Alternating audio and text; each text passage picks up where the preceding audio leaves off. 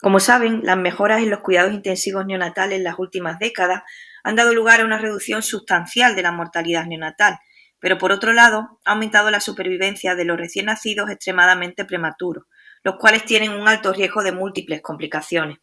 Este hecho sugiere que aún hay espacio para la mejora en los cuidados, por ejemplo, mediante una mejor vigilancia o monitorización. Y en este sentido, los avances tecnológicos han permitido el desarrollo de nuevas técnicas de vigilancia que permiten identificar el deterioro de la perfusión sanguínea y posterior suministro de oxígeno en los órganos vitales, que es una de las principales causas de morbimortalidad, con lo que su detección precoz podría ayudar a prevenir complicaciones. Desde finales de los 70 contamos con la espectroscopia cercana al infrarrojo o NIRS, capaz de proporcionar una estimación del suministro y consumo local de oxígeno. El primer prototipo neonatal fue desarrollado en 1985 y se usó para investigar la oxigenación cerebral en los recién nacidos con asfixia perinatal. Y hasta ahora el cerebro sigue siendo el órgano más ampliamente explorado por NIR. Y puesto que el cerebro del prematuro es particularmente vulnerable, centraremos gran parte de nuestra atención en la oxigenación cerebral. Sin embargo, a menudo existe una redistribución de flujo sanguíneo hacia el cerebro y corazón a expensas de otros órganos vitales, que son así expuestos a complicaciones hiposicosquémicas. Y de ahí también la importancia en la valoración no solo de la oxigenación cerebral, sino también de la oxigenación esplánica y renal, como veremos más adelante. Centrándonos en la población de prematuros, la espectroscopia cercana al infrarrojo se aplicó por primera vez hace 30 años por Brasi, quien demostró una correlación significativa entre la apnea, presión arterial de oxígeno y concentraciones de oxihemoglobina cerebral medida por NIR, comprobando así que dicha vigilancia podía realizarse en los prematuros enfermos a pie de incubadora. Y así, desde las primeras aplicaciones, el cerebro prematuro pareció perfectamente adecuado para la vigilancia por NIR, al estar cubierto solo por delgadas capas de piel, cráneo y líquido cefalorraquídeo. Desde entonces, la bibliografía en esta población ha crecido exponencialmente. Y es que son múltiples las ventajas que hacen que esta monitorización sea muy atractiva para nuestra población de pacientes extremadamente vulnerables, como son los prematuros. Así, permite mediciones no invasivas y continuas a pie de incubadora de la oxigenación regional de distintos tejidos, proporcionando información en tiempo real en lugar de una sola medida estática. Es indoloro, utiliza radiación no ionizante, siendo adecuado para su uso en prematuros ventilados o inestables, donde otros métodos de vigilancia invasivos pueden no ser factibles. Los dispositivos son portátiles y no interfieren en el cuidado diario del paciente, permitiendo continuar con la monitorización si el paciente es sometido a un traslado, por ejemplo, para una intervención. Nos permite la evaluación o reevaluación de los efectos de nuestras intervenciones clínicas de manera casi instantánea. Sin embargo, hay una serie de desventajas o limitaciones que podrían explicar por qué la monitorización NIR aún no se ha implantado de manera rutinaria en las UCI neonatales. Desde el punto de vista de la seguridad de los pacientes, los sensores pueden causar lesiones térmicas o de presión. Sin embargo, se ha observado que las intensidades de luz no son dañinas para el tejido y no causan quemaduras en la piel, incluso si se aplica durante periodos más largos. Aún así, ciertas medidas protectoras como tiras de gasa o rotación de los sensores pueden reducir la aparición de tales lesiones sin que implique un impacto negativo en la señal NIRS. En segundo lugar, y quizá lo más importante, sea que el valor de oxigenación cerebral puede ser difícil de interpretar para un uso clínico rutinario a pie de incubadora, existiendo un amplio rango de valores normales de saturación cerebral de oxígeno, con lo que la toma de decisiones basada en valores únicos es bastante difícil. Estamos acostumbrados a interpretar las saturaciones arteriales, que representan cambios interindividuales más bien pequeños, pero aquí los cambios de saturación son mucho más amplios. Hay que considerar no solo la variabilidad entre pacientes, sino también la intrapaciente, cuando un ligero cambio en la colocación de los sensores puede dar diferentes lecturas en el mismo paciente. Por contra, cuando se utiliza simplemente como monitor de tendencias en el paciente individual, cambios sustanciales en la saturación regional de oxígeno puede aportar información clínica importante que sugiera una intervención. Y es por ello que aunque mencionaremos valores de referencia en distintos escenarios, lo más importante será la valoración de la evolución de dichos parámetros en un paciente concreto y hablaremos siempre de tendencia. Existe además una variabilidad en base a los distintos dispositivos NIR, que utilizan diferentes algoritmos y sondas. Y además, la variabilidad depende también de la localización del sensor, con la máxima variabilidad de la saturación esplásmica en comparación con otras localizaciones, como consecuencia de la naturaleza cambiante de los contenidos intestinales. Por último, pero no menos importante, el coste de los dispositivos y el uso de sondas desechables. Como decimos, el mayor desafío al que nos enfrentamos como clínicos es su interpretación. Existe una variedad de factores de confusión que afectan a la oxigenación medida con NIR que debemos tener en cuenta al interpretar la oxigenación regional en términos absolutos, como son la restricción del crecimiento intrauterino, el sexo, la edad gestacional, la edad postnatal. Es por ello que insistimos que, en la atención clínica actual, la monitorización NIR se utilice predominantemente como monitor de tendencias en el paciente individual. En cuanto a la restricción del crecimiento intrauterino, el feto muestra alteraciones hemodinámicas típicas, incluyendo la redistribución de su gasto cardíaco para preservar el suministro de oxígeno y nutrientes al cerebro. Y este efecto se mantiene postnatalmente hasta las 72 horas de vida. Así, los bebés nacidos pequeños para la edad gestacional comienzan su vida postnatal con una saturación regional de oxígeno cerebral más alta que los bebés de peso adecuado a la edad gestacional. Del mismo modo, los hallazgos de Cohen demuestran una disminución en la fracción de extracción de oxígeno, junto con el aumento de la saturación cerebral, que verifican aún más este hecho. En este mismo estudio se identificó además un efecto independiente del sexo, de forma que los varones mostraron una mayor saturación cerebral y un menor índice de extracción. Estas diferencias en el flujo sanguíneo cerebral habían sido previamente demostradas en prematuros de peso adecuado a la edad gestacional. Y aunque los hallazgos no han sido consistentes, las mujeres parecen tener una mayor tasa metabólica con un mayor uso de la glucosa, con lo que la menor saturación cerebral podría estar relacionada con un mayor consumo de oxígeno en el contexto de un aumento del metabolismo basal. Aquí mostramos a dos de nuestros pacientes, un gemelar en el que uno de ellos presentaba una restricción del crecimiento intrauterino, observando una mayor saturación regional de oxígeno en él.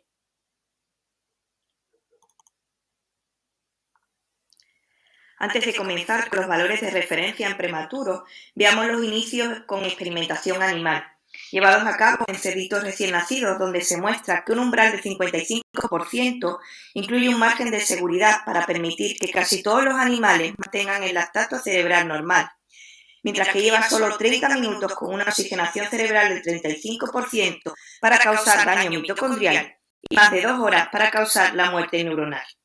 De aquí la decisión de utilizar el 55% para delinear entre los valores normales y los potencialmente perjudiciales.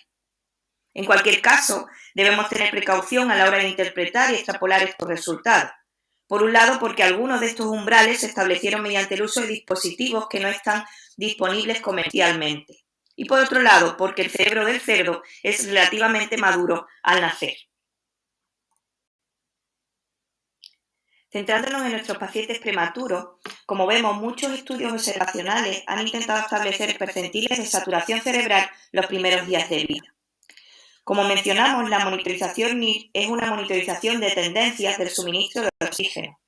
Pero qué duda cabe que valores de referencia fácilmente interpretables podrían proporcionar otra forma de utilizar la NIR, identificando los recién nacidos en riesgo y sugiriendo umbrales que deben explorarse en relación con las intervenciones y pronóstico en el desarrollo neurológico. Sin embargo, la literatura actual es bastante heterogénea, con diferentes grupos de edad, pequeños tamaños de muestras, diferentes comienzos y duración de la medición y el uso de distintos dispositivos y sensores. Si comenzamos desde el principio, situémonos en la sala de parto antes del nacimiento de un bebé prematuro. En la actualidad, las directrices recomiendan la monitorización invasiva con oximetría de pulso, que mide los cambios en la saturación arterial de oxígeno y la frecuencia cardíaca durante este periodo vulnerable, para obtener más información sobre el estado del recién nacido y orientar el apoyo respiratorio y oxígeno suplementario. existiendo percentiles de aumento postnatal de la saturación arterial, tanto del Consejo Europeo de Resucitación como de la Asociación Americana del Corazón. Sin embargo, la saturación arterial de oxígeno no proporciona ninguna información sobre la entrega de oxígeno a los tejidos. El suministro de oxígeno a órganos distantes no solo depende de la saturación arterial de oxígeno, sino también de una presión sanguínea adecuada, gasto cardíaco, perfusión de órganos y capacidad de transporte de oxígeno. La evaluación de estos parámetros es difícil en los primeros minutos de vida en los bebés prematuros, y es aquí donde la espectroscopia cercana al infrarrojo cumpliría su papel. Puesto que la saturación cerebral se correlacionó bien con el flujo en vena cava superior y el gasto cardíaco del ventrículo izquierdo en prematuros en los primeros días de vida, la vigilancia continua de la oxigenación cerebral puede ser una herramienta ideal para detectar un estado de bajo suministro de oxígeno cerebral durante la reanimación neonatal. Es por ello que varios estudios han utilizado diferentes dispositivos NIR para describir los cambios de la oxigenación cerebral durante los primeros minutos de vida. Funch monitorizó 51 prematuros menores de 1.500 gramos, de los que el 80% necesitó estabilización respiratoria en paritorio, observando una saturación cerebral baja en el primer minuto después del parto, entre 30 y 50%, y que sube continuamente, alcanzando un estado estable a los 7 minutos tras el nacimiento, entre el 60 y 85%. Piller mostró resultados similares en prematuros nacidos por cesárea y que no necesitaron soporte tras el nacimiento, describiendo también un descenso de la fracción de extracción desde el 0,107 a los 2 minutos hasta el 0,0703 a los 15 minutos de vida. Pero es importante conocer tan precozmente qué está pasando en el cerebro de nuestros prematuros. Pues parece que sí, ya que hace unos años un estudio demostró que los recién nacidos prematuros que desarrollaban hemorragia intraventricular en los primeros días después del nacimiento tenían una oxigenación cerebral regional significativamente menor durante la transición inmediata. Bike describió rangos de saturación cerebral en recién nacidos a términos y prematuros sin soporte respiratorio en el periodo neonatal inmediato. Y en este estudio prospectivo, con 49 prematuros menores de 32 semanas, en el que 12 desarrollaron hemorragia intraventricular, encontró menores saturaciones cerebrales en el grupo que desarrolló hemorragia desde el minuto 7 hasta los 15 minutos de vida. Recordad que acabamos de decir que los valores se estabilizan aproximadamente a los 7 minutos de vida. De manera que aunque los valores iniciales de saturación cerebral fueron inferiores al percentil 10 en ambos grupos, la media en el grupo sin hemorragia pasó por encima del percentil 10 en el minuto 6, mientras que los bebés del grupo de hemorragia se mantuvo por debajo del percentil 10. No se encontraron diferencias entre ambos grupos ni en la frecuencia cardíaca ni en la saturación arterial de oxígeno. Independientemente del grupo, los valores de saturación cerebral, como vimos en el estudio anterior, son bajos inicialmente y aumentan progresivamente. Esta asociación también ha sido destacada recientemente por Kateria, fuera del periodo de transición inmediato, que también ha descrito que la disminución de los valores de saturación cerebral en los prematuros en las 2 primeras semanas de vida se correlaciona con hemorragia cerebral. Sin embargo, aún se necesitan más estudios para definir los rangos normales de saturación cerebral, para entender su impacto en los resultados y explorar la utilidad de las intervenciones guiadas por este nuevo método durante el periodo de transición después del parto. Y es que la pregunta sigue siendo si podemos influir en la oxigenación cerebral con nuestras acciones clínicas. Recientemente, un ensayo aleatorio multicéntrico, el ensayo COSGOT, ha estudiado la viabilidad de usar mediciones de saturación cerebral, además de las mediciones de saturación arterial de oxígeno, para guiar el apoyo de oxígeno suplementario y respiratorio durante los primeros 15 minutos después del nacimiento. La hipótesis es que la vigilancia podría ayudar a reducir la cantidad de hipoxia e hiperoxia cerebral a la que son propensos estos bebés durante la transición postnatal. Los bebés se asignaron al azar a NIR visible o invisible y el equipo de resucitación utilizó inicialmente la saturación arterial para guiar el apoyo médico y cuando ésta se encontraba entre los percentiles 10 y 90, se utilizó la saturación cerebral para proporcionar apoyo respiratorio, aumentando la FiO2 si la saturación cerebral se mantenía por debajo del P10 y disminuyéndola si la saturación cerebral se mantenía estable por encima del P10 o si estaba por encima del P90. Se reclutaron 60 prematuros menores de 34 semanas de gestación y se mostró una significativa reducción del 55% en la carga adiposa cerebral en el grupo de NIR visible comparado con el grupo de NIR no visible. En la gráfica se presenta el curso de la saturación cerebral durante los primeros 15 minutos de vida. La línea de puntos indica el P10 y observamos como la media de saturación cerebral estuvo por encima del P10 entre el minuto 2 y 15 en el grupo de NIR visible, mientras en el grupo de NIR no visible la saturación cerebral estuvo por debajo del P10 desde el minuto 2 al 10, con una diferencia significativa entre los grupos en los minutos 5, 9, 10 y 11. La fracción de extracción fue menor en el grupo de NIR visible, con una diferencia significativa en el minuto 10. A pesar de ello, el soporte de oxígeno suplementario fue más bajo en el grupo de NIR visible en los primeros minutos. Los resultados de este ensayo fomentan el uso de la monitorización NIR durante la resucitación neonatal, siendo factible reducir la carga adiposa cerebral durante la transición inmediata tras el nacimiento mediante la supervisión de la saturación cerebral para guiar el apoyo respiratorio y oxígeno suplementario. Se mostró además una tendencia hacia la reducción de la mortalidad y lesiones cerebrales, lo que sugiere un efecto positivo en el resultado a corto plazo. Sin embargo, el estudio no tuvo suficiente potencia. Y así, el objetivo principal de la fase 3 de este ensayo es investigar si es posible aumentar la supervivencia sin lesión cerebral en prematuros menores de 32 semanas de gestación mediante la monitorización de la saturación cerebral, utilizando directrices de tratamiento clínico específicas durante los primeros 15 minutos de vida. El reclutamiento comenzó en septiembre de 2018 en 11 centros de Europa y 5 de Canadá y estamos a la espera de los resultados. Para finalizar con el periodo postnatal inmediato, recientemente se ha investigado si los prematuros con una saturación arterial de oxígeno menor al 80% a los 5 minutos después del nacimiento muestran una saturación cerebral diferente en comparación con los bebés que alcanzan el objetivo. Se trata de un análisis retrospectivo de 4 estudios prospectivos con medición de la saturación cerebral durante los primeros 15 minutos de vida. Y durante todo el periodo de estudio, la saturación cerebral fue significativamente menor en el grupo de menos de 80% de saturación. En este grupo, el 80% de los prematuros mostró una saturación cerebral por debajo del percentil 10, señalando que estos recién nacidos no solo sufrían de hipoxia, sino también de alteración de la oxigenación cerebral, que puede contribuir a la lesión cerebral perinatal. Pues bien, si salimos ya de la sala de parto y llevamos a nuestro prematuro a la unidad neonatal, también tenemos valores de normalidad. Aquí presentamos un estudio prospectivo que incluyó casi 1.000 prematuros menores de 32 semanas de gestación que muestra los rangos de referencia para los primeros 3 días de vida según la edad gestacional. Estos autores mostraron que el promedio de saturación cerebral al ingreso fue del 65% y aumentó con una mayor edad gestacional, 1% por semana. En cualquier caso, la saturación cerebral también alcanzó su punto máximo alrededor de las 36 horas de edad y luego disminuyó lentamente en las primeras 72 horas.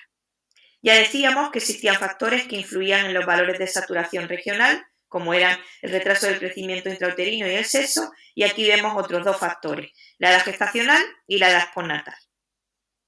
Otros autores obtuvieron valores de saturación cerebral de 439 prematuros en los 3 primeros días de vida postnatal, donde el rango fue del 55 al 85%.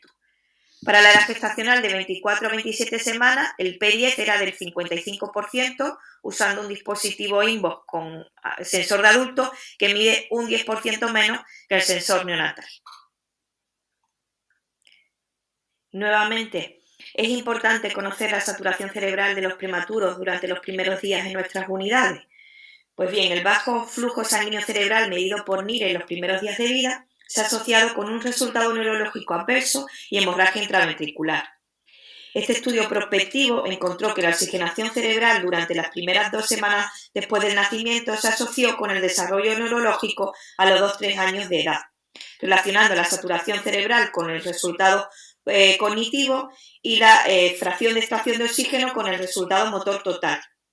La cantidad de tiempo de saturación cerebral por debajo del 50% en el primer día de vida se asoció negativamente con el resultado de la motricidad gruesa.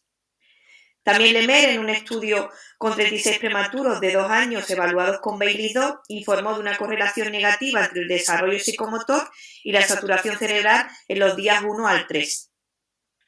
Estas observaciones sugieren que el prematuro es especialmente vulnerable a la disminución de la entrega de oxígeno en los primeros días de vida y enfatiza la importancia de una cuidadosa resucitación y necesidad de mantener la estabilidad fisiológica durante las primeras horas después del nacimiento. El ensayo Seibu fue el primer intento de evaluar si realmente ayuda a incorporar la NIR cerebral en los cuidados clínicos neonatales diarios. En el estudio piloto, los investigadores demostraron la viabilidad de mantener a los prematuros dentro de un rango de saturación cerebral de entre el 55 al 85%.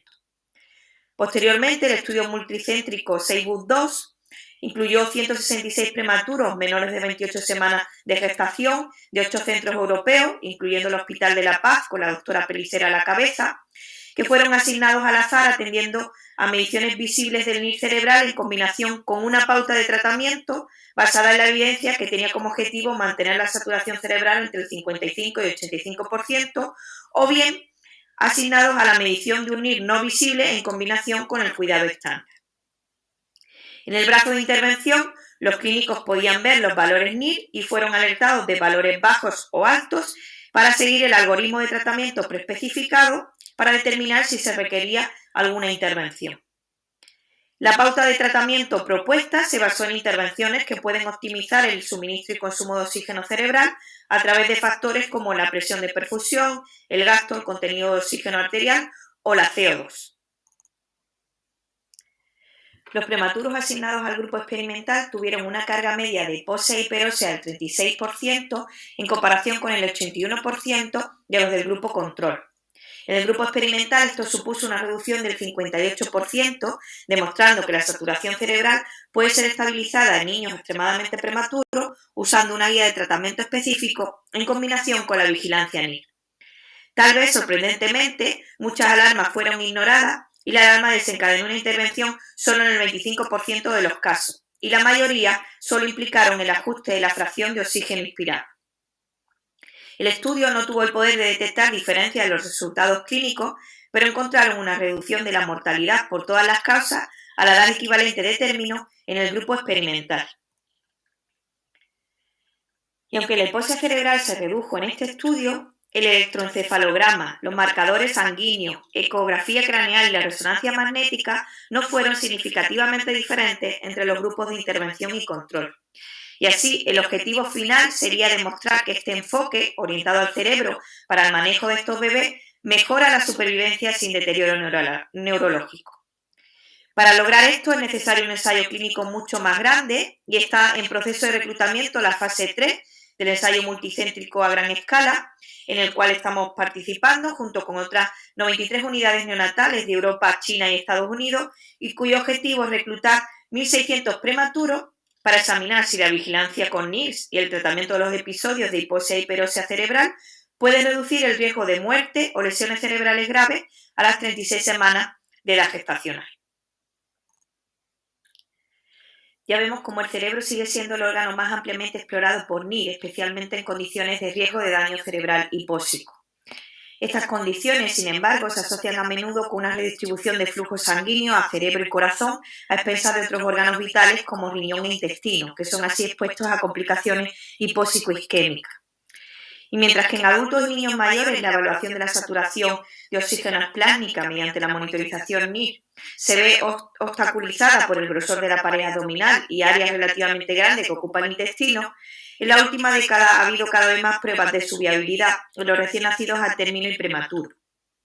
Hasta la fecha, una serie de condiciones fisiológicas y patológicas se ha demostrado que están asociadas con cambios específicos en el suministro y consumo de oxígeno mesentérico, lo que apoya un posible papel de la monitorización NIR en la comprensión de la hemodinámica intestinal y detección de hipoxia intestinal en los recién nacidos. A fin de obtener una mejor muestra de la oxigenación de los tejidos en la porción de intestino suministrada por las arterias mesentéricas, el abdomen infraumbilical se considera actualmente la zona más fiable para la colocación de los sensores. En lo que respecta al comportamiento, se ha descrito una disminución de la saturación esplánica durante los primeros 9 días de vida, seguido de un aumento del día 10 al 14, así como un aumento de la saturación con la edad gestacional. Desde 1991, distintos estudios con Doppler en la arteria mesentérica superior han apoyado la hipótesis de que la respuesta hemodinámica esplánica temprana a la alimentación enteral podría ayudar a los neonatólogos en el difícil manejo nutricional de esta población de riesgo. Estos datos Doppler han sido recientemente apoyados por Corvaglia, que se proponía examinar los patrones de oxigenación esplánica en respuesta a la primera alimentación en prematuro.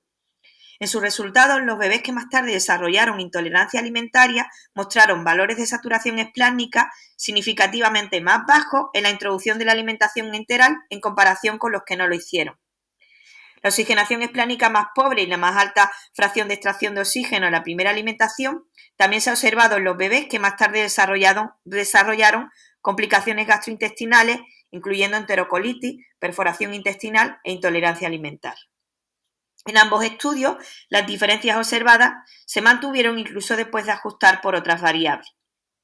En la figura observamos los patrones de saturación de oxígeno abdominal en la primera administración de alimentos en los recién nacidos que más tarde desarrollaron intolerancia alimentaria o complicaciones gastrointestinales.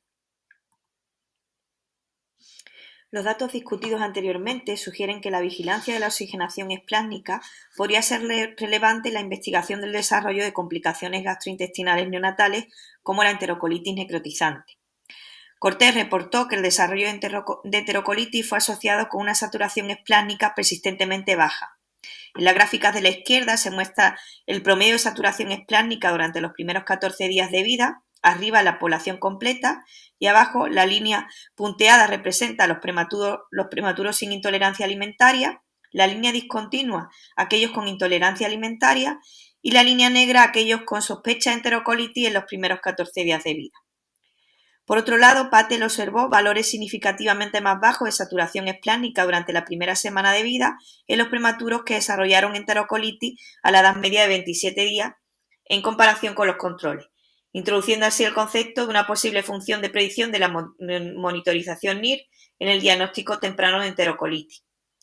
Las gráficas de la derecha ilustran los cambios peripandriales de la saturación abdominal en los prematuros con y sin enterocolitis durante las 2 primeras semanas de vida. Y además de la saturación regional, otros parámetros que pueden ser obtenidos de la vigilancia con NIR se han propuesto como posibles marcadores de complicaciones intestinales neonatales. Y así, la relación de oxígeno cerebral y esplánico compara ambas saturaciones regionales basándose en la evidencia de que se mantiene la estabilidad de la saturación cerebral como consecuencia de la autorregulación. Dicha relación se ha utilizado para evaluar los prematuros estables con alimentación enteral completa, comprobándose que aumentaba significativamente después de la alimentación entera. De acuerdo con Fortune, la combinación de esta relación con las mediciones de saturación regional aislada aumenta significativamente la sensibilidad hasta el 90% para la detección de la isquemia esplánica, lo que indica que esta podría ser una solución no invasiva para detectar enterocolitis con la más alta exactitud de predicción para los valores de esta relación por debajo de 0,75. En este estudio reciente retrospectivo demostraron que esta relación y la variabilidad de la saturación regional eran marcadores diagnósticos prometedores para la enterocolitis necrotizante. Con una relación 0,1 más alta aumentó la probabilidad de confirmar el diagnóstico de enterocolitis en aproximadamente un 28%, mientras que los valores de saturación regional aislados no fueron relacionados con el diagnóstico de enterocolitis. Encontraron que una relación alta aumentaba la probabilidad de un diagnóstico temprano de enterocolitis, mientras que una relación baja y una alta variabilidad de la saturación esplánica fueron los mejores marcadores para descartar enterocolitis.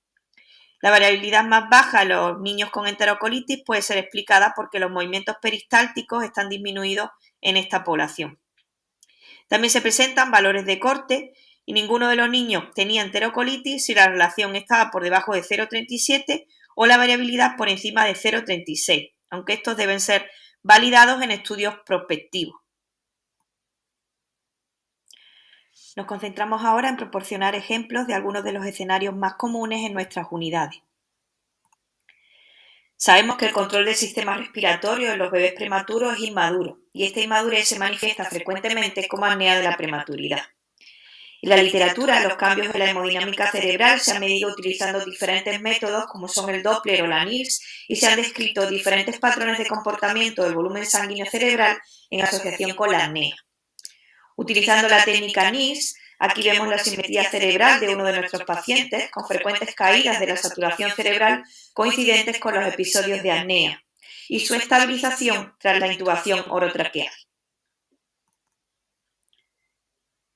Pero si ya tenemos la pulsosimetría, ¿qué nos aporta la monitorización NIR? A pesar de su eficacia en la detección de la hiposemia, transcurre un lapso de tiempo desde la aparición de la apnea e hiposemia antes de que se detecte la desaturación. Los pulsosímetros utilizados comúnmente establecen rutinariamente largos periodos de latencia, entre 8 y 16 segundos, para evitar falsas alarmas relacionadas con el movimiento. Y por tanto, bradicardias y desaturaciones de corta duración pueden pasar desapercibidas. Así, Walter ha evaluado recientemente la frecuencia y gravedad de las bradicardias en prematuros, utilizando el tiempo de latencia más bajo disponible, 2 segundos, en comparación con bradicardias detectadas mediante electrocardiograma, comprobando que hasta el 10% de las bradicardias no eran detectadas por osimetría, incluso con el ajuste más sensible. Y además, incluso las bradicardias leves se asociaron con caídas en la oxigenación cerebral y eran más graves en los prematuros más inmaduros, lo que sugiere que la bradicardia se asoció con un efecto más grave en la oxigenación cerebral que el indicado por la saturación periférica. Estos resultados resaltan la importancia de medir la oxigenación cerebral en los prematuros con bradicardia y destaca el papel de la monitorización NIR para alertar al personal y potencialmente mejorar las devastadoras consecuencias de la hipoxia cerebral en el desarrollo neurológico. Los prematuros con bradicardias repetidas experimentan fluctuaciones en la saturación cerebral y la lesión cerebral relacionada con la prematuridad se ha asociado no solo con una perfusión y oxigenación cerebral inadecuada, sino también fluctuantes. Piller quiso determinar cuánto contribuye la bradicardia, por debajo de 80 latidos por minuto, a los cambios en la hemodinámica cerebral durante los episodios de apnea, observando también, como se muestran en la figura, que el índice de oxigenación de la hemoglobina y el volumen sanguíneo cerebral disminuyeron más durante los episodios de apnea con bradicardia en comparación con apnea sin bradicardia. Este hecho puede explicarse por la disminución del gasto cardíaco, que en el recién nacido depende mucho más de la frecuencia cardíaca, y cómo con la disminución del flujo sanguíneo cerebral disminuye el suministro de oxígeno y se produce una mayor extracción con una disminución más profunda del índice de oxigenación de la hemoglobina cerebral. Entonces, la asociación con la bradicardia es importante, pero ¿y la gravedad de la hipoxia? Este análisis retrospectivo de los datos de un estudio de más de 1000 lactantes extremadamente prematuros que sobrevivieron hasta una edad postmenstrual de 36 semanas, el riesgo de muerte o discapacidad a los 18 meses de edad corregida se asoció con el porcentaje de tiempo que los bebés experimentaron hipoxia intermitente, observando que más que la gravedad era importante el porcentaje de tiempo que se pasaba en hipoxemia, de forma que solo los episodios que duraban aproximadamente 1 minuto o más se asociaban con un mayor riesgo de un resultado adverso. Los resultados secundarios de las deficiencias motoras, cognitivas, retraso en el lenguaje y retinopatía también se incrementaron.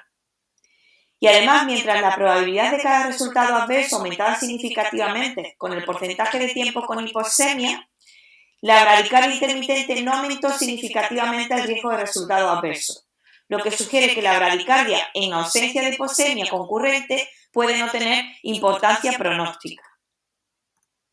Y así, continuando con los patrones, EPI categorizó los eventos hipóxicos o bradicárdicos en 5 tipos diferentes, con el fin de comprobar el impacto del tipo de evento en la saturación cerebral, siendo el tipo 1 una bradicardia aislada, que eran los eventos más cortos, el tipo 2 hipoxemia aislada, los más frecuentes, el tipo 3 bradicardia e hipoxemia simultánea, el tipo 4 bradicardia seguida de hipoxemia y el tipo 5 hipoxemia seguida de bradicardia, el más largo.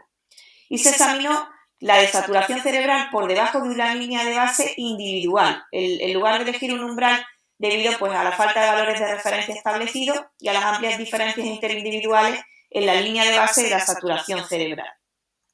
Y observaron que tanto la duración como la profundidad de la hipoxemia cerebral fueron más pequeños para la bradicardia aislada, como observamos en la gráfica A, intermedio para la hiposemia aislada, en el gráfico B, y más alto para los eventos combinados, en este caso hiposemia seguida de bradicardia, posiblemente porque cada tipo de evento está ligado a diferentes fisiopatologías.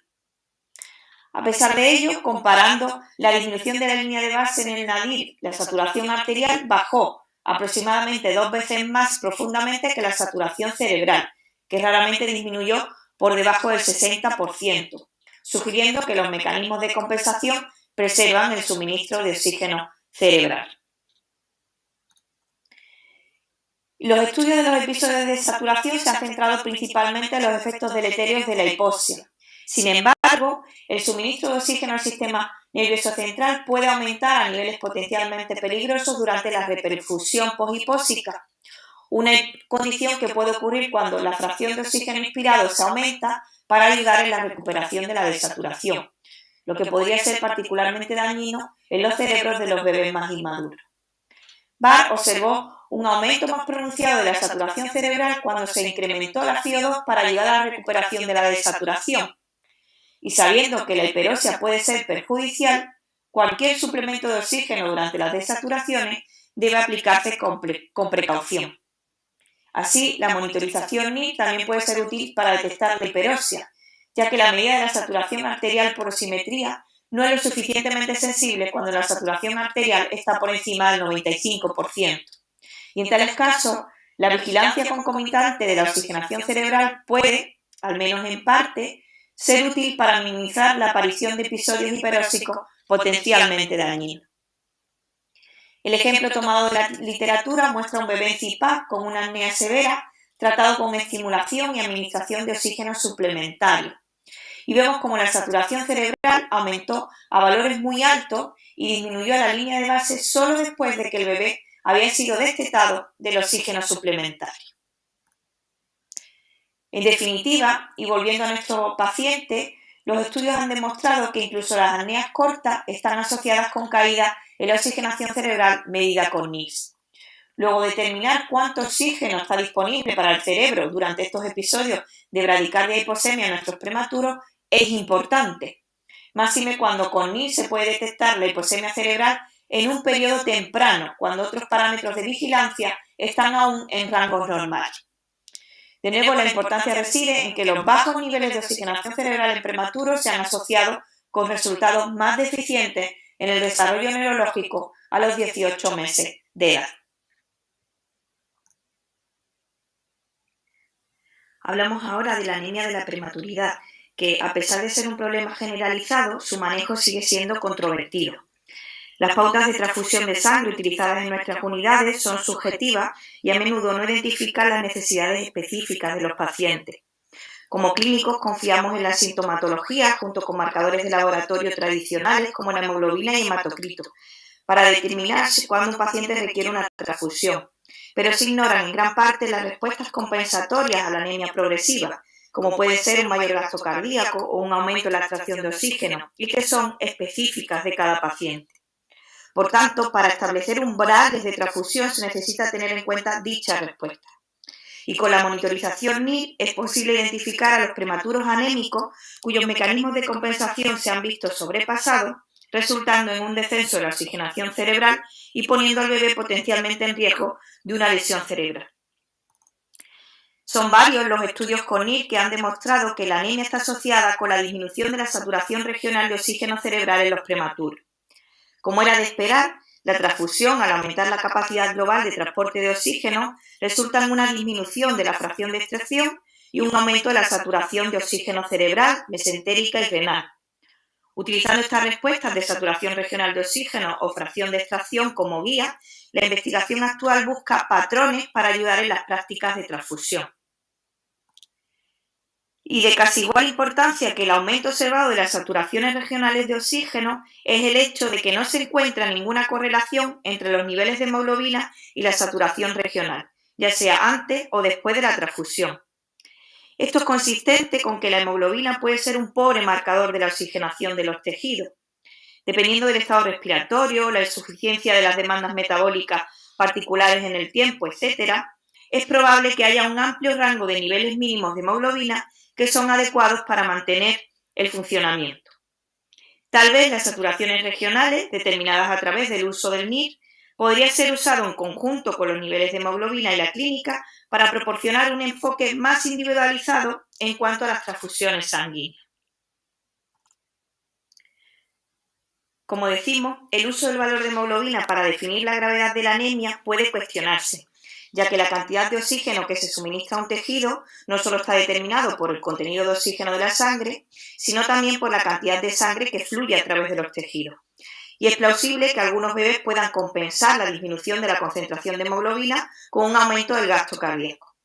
Precisamente Jane ha evaluado recientemente el efecto de la gravedad de la anemia y el índice de entrega de oxígeno ponderado por gasto cardíaco en la saturación cerebral antes y después de la transfusión, observando que el nivel de hemoglobina previo a la transfusión no se correlacionó con la saturación cerebral ni con su aumento tras la transfusión. Por el contrario, el índice de entrega de oxígeno ponderado por gasto cardíaco tuvo una influencia significativa tanto en la saturación cerebral previa a la transfusión como en su aumento después de la transfusión.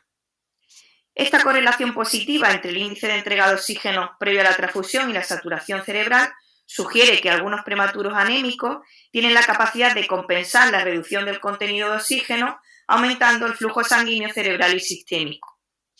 La insuficiencia de hemoglobina como único indicador de oxigenación de los tejidos podría ser una de las razones por las que los estudios comparando diferentes valores de corte de hemoglobina para la transfusión han fracasado en mostrar un efecto significativo en los resultados de desarrollo neurológico a largo plazo.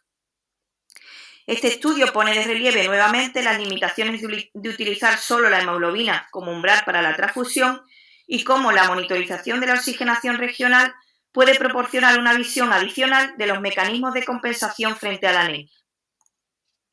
A la luz de los resultados actuales, se ha buscado identificar el umbral de hemoglobina por debajo del cual se produce una disminución crítica de la saturación cerebral. Usando la NIR se ha evaluado prospectivamente el impacto del aumento de la anemia en la saturación cerebral en una cohorte de 68 prematuros, con grabaciones semanales del NIR desde la segunda semana de vida hasta las 36 semanas de edad postmenstrual, observando que un aumento del grado de anemia se asoció con una progresiva disminución de saturación cerebral, con una correlación más fuerte en los niños que no habían recibido ninguna transfusión. Para estos bebés que nunca habían sido transfundidos, el umbral de hemoglobina para una saturación cerebral crítica, por debajo del 55%, fue de 9,5 gramos por decilitro. Así, la vigilancia cerebral con NIR en estos niños antes de alcanzar este umbral podría ayudar a determinar si se requiere de una transfusión.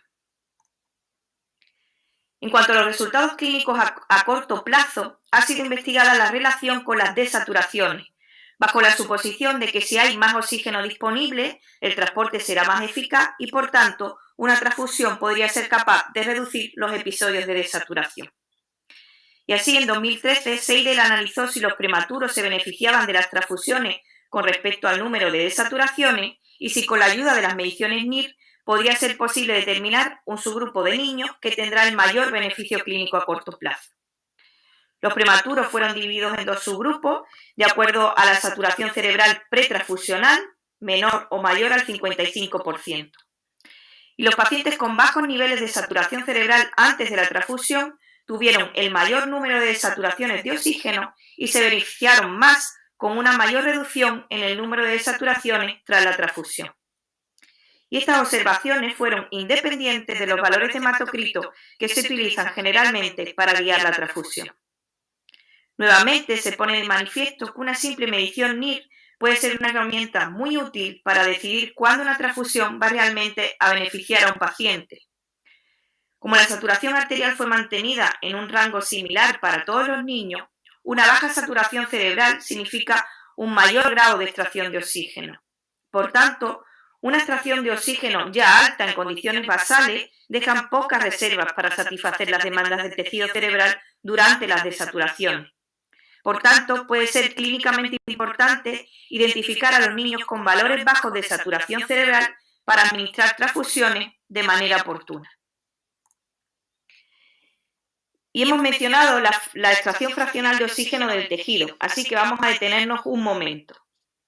La monitorización con NIR permite la evaluación de la extracción fraccional de oxígeno del tejido que proporciona una estimación del equilibrio entre la entrega y consumo de oxígeno local. Para su cálculo se requiere la monitorización simultánea de la saturación arterial mediante un oxímetro de pulso y se define como vemos en la diapositiva. Y por tanto, un aumento de la fracción de extracción podría indicar una reducción en el suministro de oxígeno o un mayor consumo, y por el contrario, una disminución de la fracción de extracción reflejará un menor consumo o un aumento del suministro de oxígeno. La primera respuesta de un niño a la anemia crónica ante la disminución de la capacidad de transporte de oxígeno a los tejidos es compensatoria con la frecuencia cardíaca, el gasto cardíaco y el flujo sanguíneo cerebral para mantener la oxigenación. A medida que estos mecanismos empiezan a fallar, la disponibilidad de oxígeno en los tejidos disminuye y es probable que la fracción de extracción aumente para que el consumo de oxígeno pueda mantenerse. Aquí mostramos un estudio reciente prospectivo para evaluar el impacto longitudinal del aumento de la anemia en la extracción fraccional de oxígeno, demostrando una asociación entre el empeoramiento de la anemia y el aumento de la fracción de extracción cerebral e identificando como umbral para la extracción de oxígeno cerebral crítica 9,6 gramos por decilitro de hemoglobina, lo que es consistente con el umbral previamente identificado para la saturación cerebral. En cualquier caso, aunque se identifica un umbral de hemoglobina, la intención no es proporcionar un nuevo umbral para la transfusión. Por el contrario, se incide nuevamente en que la oxigenación cerebral debería ser un componente importante en la decisión de transfundir y debería ser utilizado en conjunto con los hallazgos clínicos y de laboratorio. Para finalizar con el índice de extracción, el aumento de la fracción de extracción, en particular unos niveles por encima de 0,4, se han asociado con un mayor riesgo de lesiones cerebrales identificadas por ultrasonido y con un desarrollo neurológico adverso a los 2-3 años de edad. Y puesto que en condiciones anémicas se prioriza el flujo y oxigenación cerebral a expensas del esplánico, la relación de oxigenación esplánica cerebral también podría ser un buen marcador de las necesidades de transfusión. Bailey encontró que los valores medios de esta relación fueron menores en los recién nacidos que mejoraron con la transfusión cuando se comparó con los que no mejoraron y con los asintomáticos. Y así observaron que los prematuros sintomáticos que tenían valores bajos de esta relación, por debajo de 0,73, antes de la transfusión, mejoraron clínicamente después de la transfusión.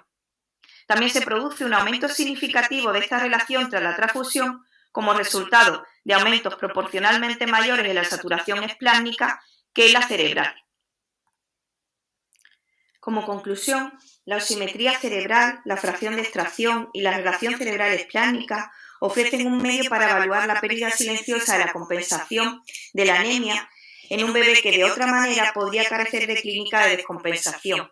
Es decir, constituiría un medio valioso para identificar la oxigenación cerebral comprometida en la población de prematuros hemodinámicamente estables con anemia de la prematuridad. En definitiva, la incorporación de la monitorización NIR podría ser crucial para ayudar a determinar si un paciente concreto está experimentando hipoxia cerebral y, por tanto, riesgo de lesión debido a su anemia y que podría requerir una transfusión, permitiendo individualizar los umbrales y proporcionarnos orientación en un área actual de ambigüedad clínica.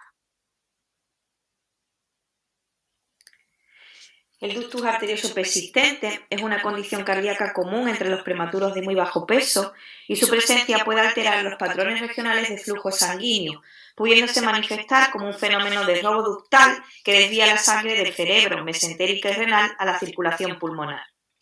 Y mientras que la ecografía puede proporcionar información hemodinámica, las medidas ecocardiográficas óptimas aún no han sido estandarizadas y además pueden no correlacionarse directamente con la oxigenación cerebral deficiente. Y por tanto, en la evaluación completa de la importancia hemodinámica de un ductus, las mediciones con NIR pueden ser un complemento útil a las mediciones clínicas, bioquímicas y ecocardiográficas. Este ejemplo de la literatura representa el impacto de un ductus arterioso persistente en la oxigenación cerebral y el efecto del cierre farmacológico exitoso con indometacina. Se representan la saturación arterial, saturación cerebral y presión arterial media en un prematuro de 27 semanas de gestación con distrés respiratorio severo los primeros 5 días de vida, que recibió surfactante y ventilación mecánica. La evolución se complicó con una hemorragia pulmonar el segundo día de vida y con un ductus arterioso persistente el día 4, que fue tratado exitosamente con indometacina.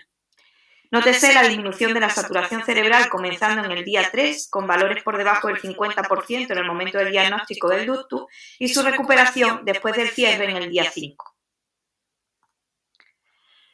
Son varios los estudios que han evaluado si la vigilancia con NIR puede ayudar en la determinación de la importancia hemodinámica del ductus.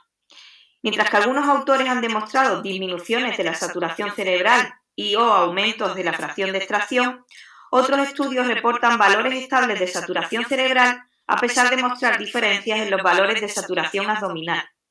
Se reconoce que con la preservación de la autorregulación cerebral, la perfusión cerebral puede mantenerse frente a un ductus hemodinámicamente significativo. En este estudio que ya mencionábamos, se objetivó cómo los prematuros con un ductus tuvieron una saturación cerebral más baja y demostraron una disminución más aguda después de las 24 horas de vida. En un reciente estudio prospectivo que incluyó 380 prematuros menores de 32 semanas de gestación durante los primeros 6 días de vida, DIG encontró diferencias significativas en la oxigenación cerebral con el tiempo dependiendo del estado del conducto. Cerrado, abierto pero no significativo, significativo cerrado tras tratamiento o significativo no cerrado tras tratamiento. Y así, la monitorización de la oxigenación cerebral puede ayudar en el diagnóstico y evaluación del tratamiento de un ductus hemodinámicamente significativo. Choque encuentra que una saturación regional más baja puede indicar la presencia de un ductus arterioso persistente.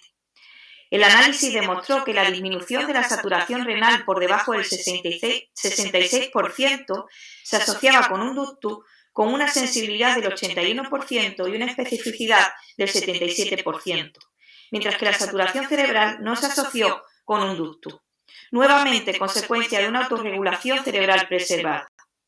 Es posible que el compromiso adicional de los niveles de saturación cerebral puedan ser indicativos de un deterioro de la autorregulación y podrían potencialmente justificar una intervención temprana para cerrar el ductus.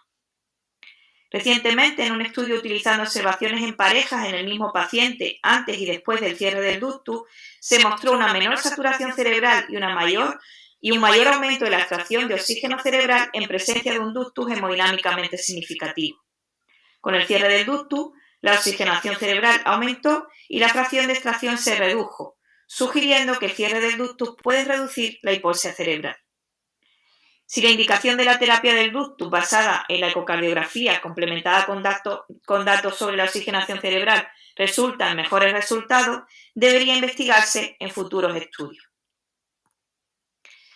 Y este hallazgo fue aún más pronunciado en los bebés que nacieron pequeños para la edad gestacional. A pesar de que mostramos anteriormente que presentan una mayor oxigenación cerebral de base a lo largo de los primeros días de vida, muestran un pronunciado declive en la oxigenación cerebral debido a la presencia de un ductus. Y aunque el mecanismo subyacente y las consecuencias clínicas de esta pronunciada caída de la oxigenación cerebral aún no se han dilucidado, la vigilancia más estrecha en esta población puede estar justificada. Este reciente estudio prospectivo fue diseñado para determinar si la monitorización NIRS puede proporcionar datos adicionales de las velocidades de flujo sanguíneo de distintos órganos en los prematuros con ductus. Encontraron una correlación significativa entre las mediciones NIR y la ecodoppler en los prematuros que recibieron tratamiento para el cierre ductal. Tanto las saturaciones regionales medidas con NIR como la velocidad de flujo sanguíneo mejoraron después del tratamiento, lo que sugiere una mayor oxigenación visceral regional con el aumento de los flujos sanguíneos de los órganos, como era de esperar. Por contra, los valores de la fracción de extracción de oxígeno se correlacionaron negativamente con las velocidades, reflejando la disminución de la extracción de oxígeno a medida que el flujo sanguíneo a ese órgano aumentaba. Estos hallazgos sugieren que podemos monitorizar las velocidades de flujo sanguíneo mediante NIR en los prematuros con ductus. Y puesto que el tratamiento mejoró dichas mediciones, los valores bajos de saturación regional y altos de fracción de extracción pueden ser usados como reflejo de los valores anormales de las velocidades del flujo sanguíneo. Otro posible papel de la NIRS es la evaluación de la perfusión cerebral durante la terapia médica o quirúrgica dirigida al cierre del ductus.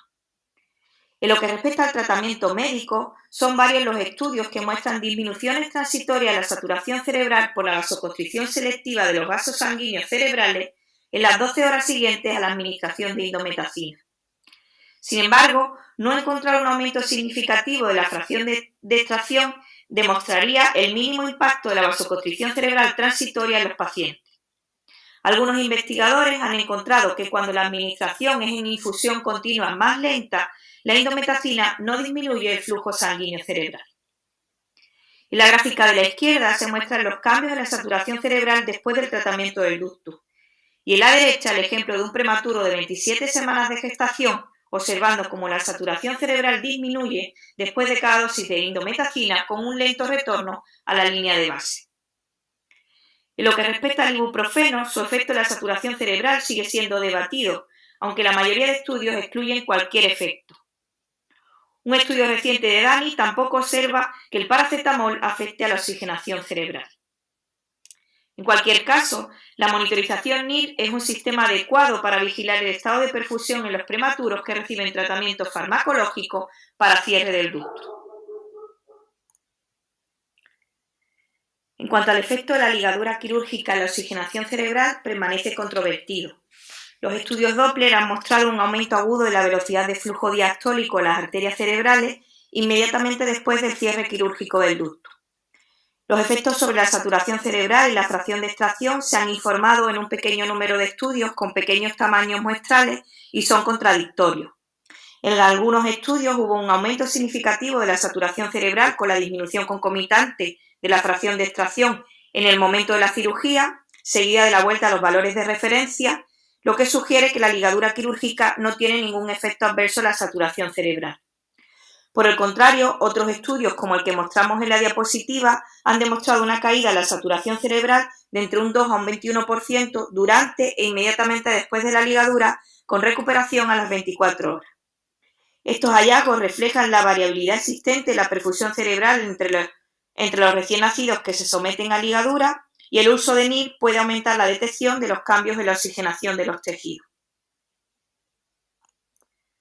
Nuevamente, la importancia reside en el pronóstico, y los estudios intentan ahora vincular los hallazgos NIR con los resultados neurológicos subsiguientes.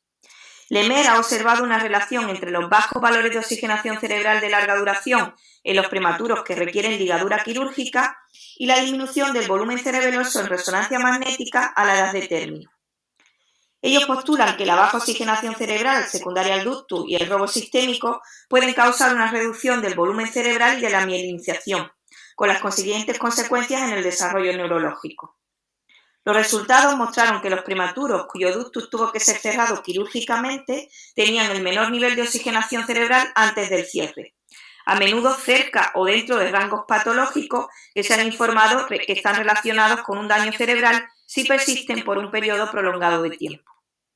En cualquier caso, la reducción de la carga adiposa cerebral y, por tanto, la mejora de los resultados del desarrollo neurológico pueden ser uno de los principales objetivos del tratamiento del ductus, más que mirar solamente el tamaño de la derivación ductal.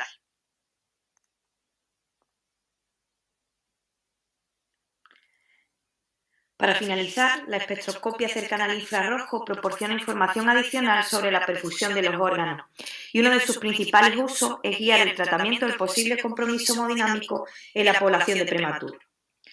Los neonatólogos reconocemos cada vez más que el enfoque de los sistemas de vigilancia deben cambiar desde la simple monitorización de la presión sanguínea y saturación arterial de oxígeno a los que miden la perfusión de los órganos y el suministro de oxígeno a los tejidos. La tecnología más reciente y una mejor comprensión de los componentes que contribuyen a una adecuada perfusión de los órganos han llevado al desarrollo de una evaluación integrada de la hemodinámica neonatal, que no es más que la evaluación de todos los parámetros hemodinámicos que afectan a la oxigenación de los tejidos y que interactúan para mantener la oxigenación y asegurar el funcionamiento normal de los órganos. El objetivo final de dicha evaluación es determinar la causa de cualquier desequilibrio para seleccionar los tratamientos específicos y concretos. Se describen 6 pasos sistemáticos. 1. Evaluación de la función cardiovascular mediante ecocardiografía. 2. Evaluación del suministro y consumo de oxígeno en los tejidos, incluyendo mediciones simultáneas de la NIR periférica y cerebral, para reconocer las perturbaciones de la microcirculación periférica en una etapa temprana antes de que se haga evidente el deterioro macrocirculatorio. 3. Evaluación de la fisiología respiratoria, ya que probablemente la PCO2 es el regulador más importante del flujo sanguíneo cerebral. La baja saturación cerebral puede ser un marcador visual para la evaluación rápida de los ajustes del ventilador y los niveles de PCO2. Luego, la saturación cerebral debe ser considerada baja después de la corrección del hipocampo. 4. Monitorizar la integridad de la autorregulación, que no es más que la capacidad de mantener el flujo sanguíneo a un órgano constante a pesar de los cambios en la presión de perfusión. Y nos detendremos más adelante. 5. Evaluación del funcionamiento de órganos finales. La medición de la extracción de oxígeno cerebral es útil para predecir la gravedad del daño neuronal cerebral. Y 6. Integración de los resultados para formular recomendaciones específicas. Aquí observamos en profundidad las etapas de la circulación sistémica comprometida y el papel de la evaluación integrada de la hemodinámica. Vamos a detenernos en la autorregulación cerebral, que representa uno de los aspectos claves de la hemodinámica cerebral del prematuro. La autorregulación cerebral puede ser disfuncional o estar completamente ausente en prematuros gravemente enfermos y pueden asociarse con el aumento de mortalidad y lesiones cerebrales, con lo que la monitorización de la saturación cerebral puede ayudarnos a identificar a los niños más vulnerables de sufrir daño cerebral severo. Consideramos que la autorregulación cerebral o mesentérica está comprometida si la saturación regional está por debajo del 55% y la fracción de extracción por encima del 0,3 durante al menos 10 minutos, junto con una baja presión sanguínea o la evidencia de compromiso sistémico circulatorio. Así pues, el aumento de la fracción de extracción de oxígeno puede considerarse como un paso compensatorio antes de que se alcance la máxima capacidad de extracción, lo que da lugar a la consiguiente acidosis láctica. Si somos capaces de determinar que la autorregulación está comprometida, entonces podemos intervenir para prevenir la progresión a la hipoxia de los tejidos y la disfunción orgánica. Los mecanismos para evaluar la autorregulación incluyen la monitorización continua de la presión sanguínea y la fracción de extracción de oxígeno por NIR al mismo tiempo, lo que puede ayudar a detectar el umbral de autorregulación o la presión sanguínea en la que la extracción de oxígeno está comprometida. Al determinar el nivel de presión sanguínea necesario para mantener la perfusión de los órganos, las intervenciones como el uso inotrópico pueden ser tituladas para lograr la presión deseada. Por ejemplo, en un neonato con un shock séptico, la NIR puede mostrar que cuando la presión media cae por debajo de 35, la oxigenación cerebral está comprometida, mientras que por encima de 35 el suministro de oxígeno al cerebro se mantiene. Esto dirige al clínico a usar inotrópicos para mantener una presión sanguínea por encima de 35 milímetros de mercurio. La autorregulación está intacta cuando hay una relación negativa entre la presión de perfusión cerebral o la presión arterial y los parámetros NIR. Este estudio trató de determinar cualquier relación entre la saturación regional de oxígeno con los signos vitales de los recién nacidos con varios niveles de gravedad. Se observó una correlación positiva entre la saturación cerebral y la presión arterial en el grupo de menos de 1.500 gramos de peso al nacimiento debido a una mala vasorreactividad secundaria a la prematuridad o a una lesión cerebral, mientras que la correlación fue negativa en los mayores de 1.500 gramos, indicando una buena vasorreactividad. Una tendencia similar se observó con sujetos agrupados por la ausencia o presencia de anormalidad cerebral, lo que sugiere la presencia de una circulación pasiva en estos últimos. Otros autores ya han descrito la pérdida de autorregulación en los prematuros con hemorragia intraventricular. Binder recientemente demostró que los episodios hipotensivos leves de corta duración no afectaban a la saturación cerebral de oxígeno, lo que sugiere que la autorregulación cerebral se mantiene en caso de hipotensión limítrofe y puede proteger a los prematuros de las lesiones cerebrales. Adderley, por su parte, concluye que independientemente del diagnóstico clínico de hipotensión, una saturación cerebral por debajo del 50% se asocia con resultados en el desarrollo neurológico, lo que sugiere la utilidad de la inclusión de la monitorización NIR en los protocolos de manejo de hipotensión. La oxigenación cerebral por debajo del 50% durante más del 10% del tiempo y no la baja presión sanguínea durante los primeros días postnatales era predictiva de un retraso en el desarrollo neurológico, lo que apoya que la saturación cerebral es más predictiva de un bajo flujo sanguíneo cerebral en comparación con una baja presión sanguínea solamente. En definitiva, cuando hay una falta de autorregulación cerebral, cambios en la presión arterial tendrán un efecto inmediato en la oxigenación cerebral. Aquí mostramos dos ejemplos del uso de la monitorización NIR para medir la autorregulación cerebral, donde los cambios en la saturación cerebral reflejaron los cambios en la presión sanguínea, sugiriendo una circulación cerebral pasiva con falta de autorregulación del flujo sanguíneo cerebral. Y para finalizar, una causa frecuente de insuficiencia circulatoria en los prematuros es la sepsis. Los prematuros con sepsis clínica mostraron una correlación negativa entre las medidas ecocardiográficas de gasto cardíaco y la fracción de extracción esplásmica, mientras que no se encontró relación con la fracción de extracción cerebral ni renal, lo que sugiere que la perfusión intestinal sería la de mayor riesgo.